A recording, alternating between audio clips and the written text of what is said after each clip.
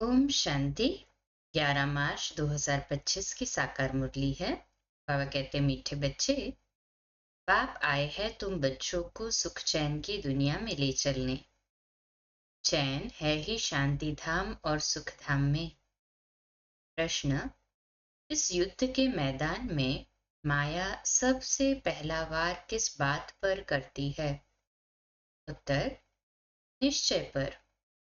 चलते चलते निश्चय तोड़ देती है, इसलिए हार खा लेते हैं। यदि पक्का निश्चय रहे कि बाप जो सबका दुख हरकर सुख देने वाला है, वही हमें श्रीमत दे रहे हैं, आदि मध्य अंत की नॉलेज सुना रहे हैं, तो कभी माया से हार नहीं हो सकती। ठीक है, इस पाप की दुनिया से दूर कहीं ले चल। ओम शांति। किसके लिए कहते हैं? कहाँ ले चलो, कैसे ले चलो, ये दुनिया में कोई भी नहीं जानते। तुम ब्राह्मण कुलभूषण नंबरवार पुरुषार्थ अनुसार जानते हो। तुम बच्चे जानते हो इनमें जिसका प्रवेश है, जो हमको अपना और रचना के आदि मध्य अंत का ज्ञान सुना रहे हैं, वह सबका दुख हरकर सबको सुखदाई बना रहे हैं। ये कोई नई बात नहीं। बाप कल्प कल्प आते हैं, सबको श्रीमत दे रहे हैं। बच्चे जानते हैं बाप भी वही है, हम भी वही है। जानते हैं ना? नहीं, हाँ जी बाबा। बच्चों को ये निश्चय होना चाहिए। बाप कहते हैं हम आए हैं बच्चों को सुखधाम शांति धाम में ले जाने के लिए, परंतु माया निश्चय बिठाने नहीं देती। सुख धाम में चलते चलते फिर हरा देती है। ये युद्ध का मैदान है ना। वह युद्ध होती है बाहुबल की और ये है योग बल की। योग बल बड़ा नामी ग्रामी है, इसलिए सब योग योग कहते रहते हैं। तुम ये योग एक ही बार सीखते हो, ताकि वह सब अनेक प्रकार के हठ योग सिखलाते हैं। यह उनको पता नहीं है कि बाप कैसे आकर योग सिखलाते हैं। वह तो प्राचीन योग सिखला न सके। तुम बच्चे अच्छी रीति जानते हो, ये वही बाप राजयोग सिखला रहे हैं, जिसको याद करते हैं, हे पतित पावन आओ, ऐसी जगह ले चलो जहाँ चैन हो। चैन है ही शांति धाम सुख धाम में। दुख धाम में चैन कहाँ से आया? चैन नहीं है तब तो ड्रामा अनुसार बाप आते हैं। यह है दुख धाम, यहाँ दुख ही दुख है। दुख के पहाड़ गिरने वाले हैं। भल कितने भी धनवान हो व कुछ भी हो, कोई न कोई दुख जरूर लगता है। तुम बच्चे जानते हो हम मीठे बाप के साथ बैठे हैं, जो बाप अभी आए हैं। ड्रामा के राज को भी अभी तुम जानते हो। बाप अभी आए हुए हैं, हमको साथ ले जाएंगे। बाप हम आत्माओं को कहते हैं, क्योंकि वह हम आत्माओं का बाप है ना, जिसके लिए ही गायन है, आत्माएं परमात्मा अलग रहे बहुकाल। शांति धाम में सभी आत्माएं साथ में रहती है। अभी बाप तो आए हैं, बाकी जो थोड़े वहां रहे हुए हैं, वो भी ऊपर से नीचे आते रहते हैं। यहाँ तुमको बाप कितनी बातें समझाते हैं, घर में जाने से तुम भूल जाते हो। है बड़ी सहज बात। और बाप जो सर्व का सुखदाता शांति दाता है, वह बच्चों को बैठ समझाते हैं।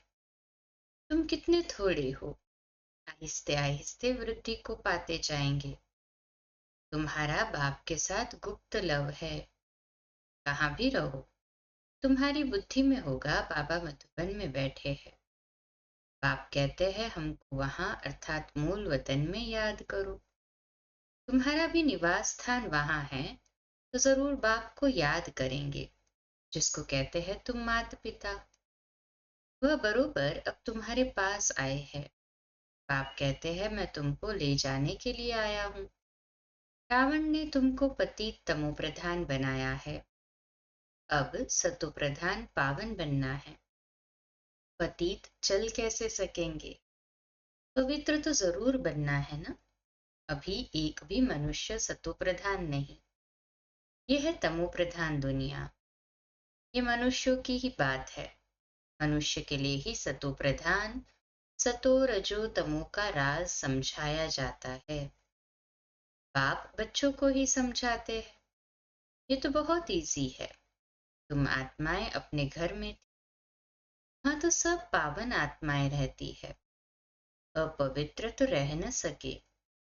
उसका नाम ही है मुक्ति धाम। अभी बाप तुमको पावन बनाए भेज देते हैं, फिर तुम पाठ बजाने के लिए सुखधाम में आते हो। सतो रजो तमो में तुम आते हो। गाते भी है, बाबा हमको वहां ले चलो जहां चैन हो। साधु संत आदि किसको भी ये पता नहीं है कि चैन कहाँ मिल सकता है। अभी तुम बच्चे जानते हो सुख शांति का चैन हमको कहाँ मिलेगा। बाबा भी हमको 21 जन्म के लिए सुख देने के लिए आए हैं। बाकी जो पीछे आते हैं उन सबको मुक्ति देने आए हैं। गिरी से जो आते हैं उनका पार्ट ही तो थोड़ा है ना। तुम्हारा पार्ट है सबसे बड़ा। तुम जानते हो हमने 84 जन्मों का पार्ट बचाए अभी पूरा किया है। भी चक्र पूरा होता है। सारे पुराने झाड़ को पूरा होना है।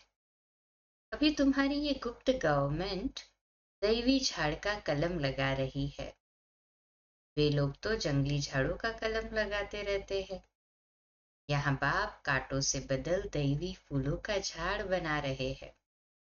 वो भी गवर्नमेंट है, ये भी गुप्त गवर्नमेंट है। वो क्या करते हैं और ये क्या करते हैं, फर्क तो देखो कितना है। वो लोग समझते कुछ भी नहीं है। झाड़ू का सैपलिंग लगाते रहते हैं। वह जंगली झाड़ तो अनेक प्रकार के हैं, उसको मेंटेनेंस नहीं लगता है ना, उसको ज्यादा पानी देने का काम पड़ता है, इसलिए वो इजीली उग जाते, इसलिए वो लोग जंगली झाड़ का लगाते हैं। बाबा कहते कोई किसका कलम लगाते, कोई किसका।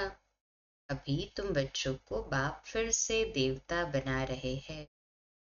तुम सतो प्रधान देवता थे, फिर 84 का चक्र लगाकर तमो प्रधान बने हो। कोई सदैव सतो प्रधान रहे ऐसा होता ही नहीं है। हर चीज नई से फिर पुरानी होती।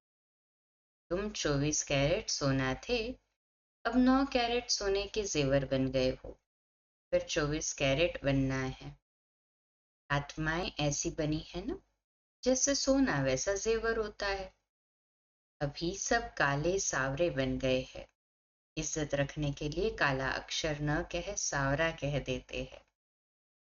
आत्मा सतो प्रधान प्योर थी, फिर कितनी खाद पड़ गई है। अभी फिर प्योर होने के लिए बाबा युक्ति भी बतलाते। ये है योग अग्नि, इनसे ही तुम्हारी खाद निकल जाएगी। बाप को याद करना है। बाप खुद कहते हैं मुझे इस प्रकार याद करो। पतित पावन मैं हूं। तुमको अनेक बार हमने पतित से पावन बनाया है, ये भी पहले तुम नहीं जानते थे। अभी तुम समझते हो। आज हम पतित है, कल फिर पावन होंगे। उन्होंने तो कल्प की आयु लाखों वर्ष लिख मनुष्यों को और अंधियारे में डाल दिया है। बाप आकर अच्छी रीति सब बातें समझाते हैं। तुम बच्चे जानते हो हमको कौन पढ़ाते हैं।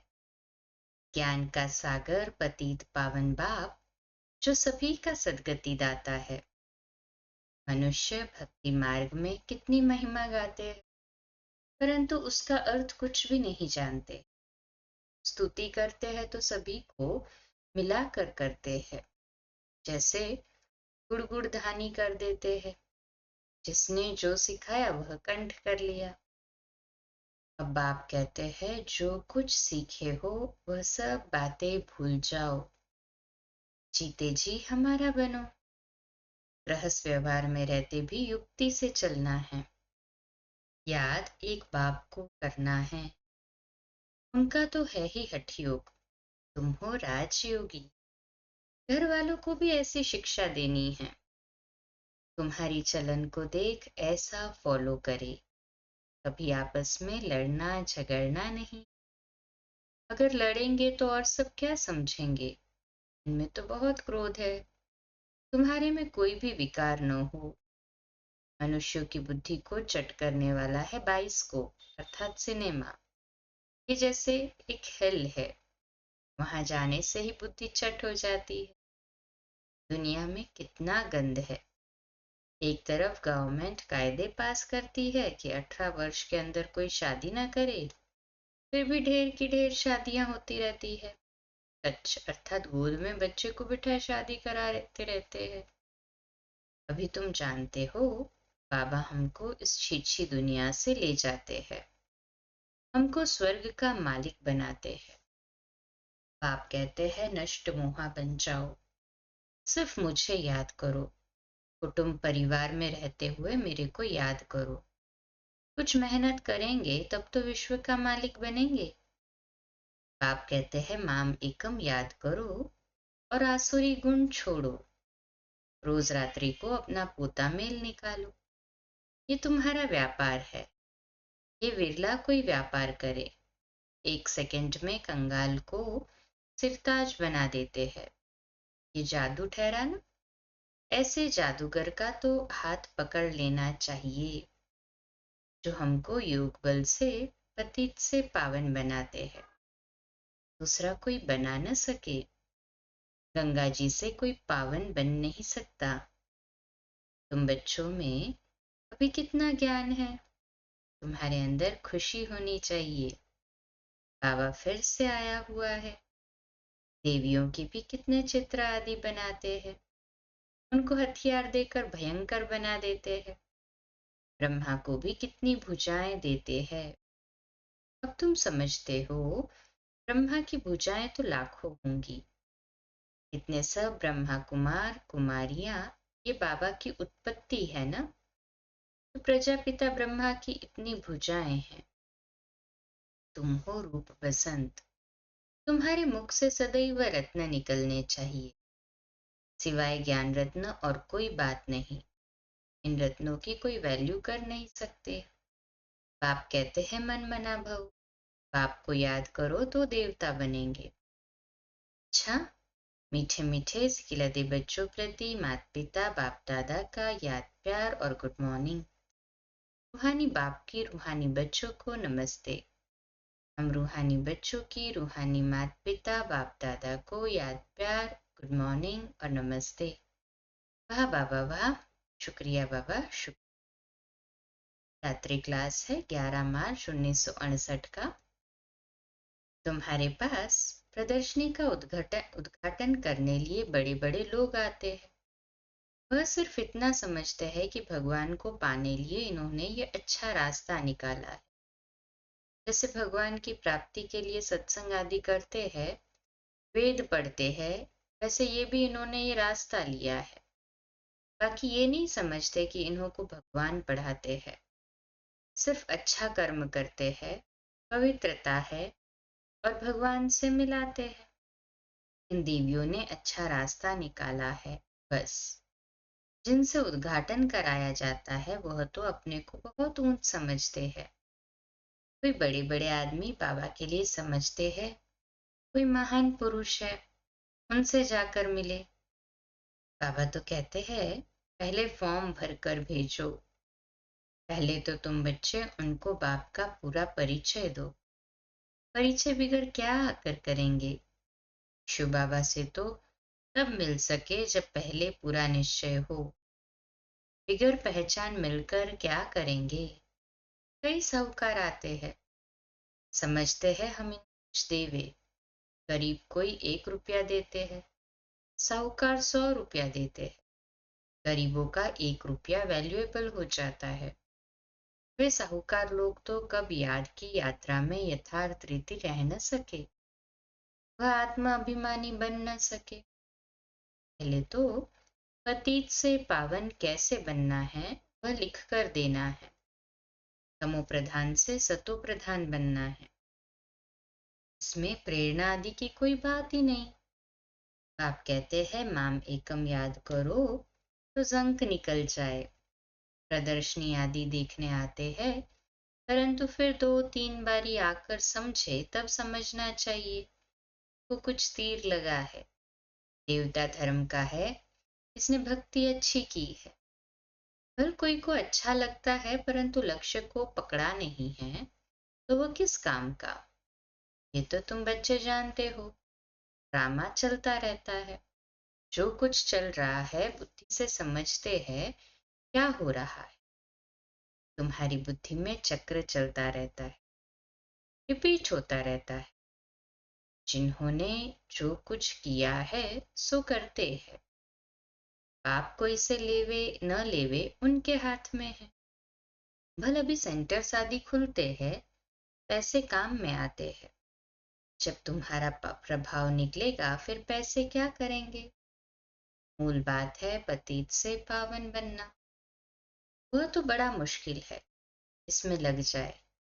हमको तो बाप को याद करना है। रोटी खावे और बाप को याद करे।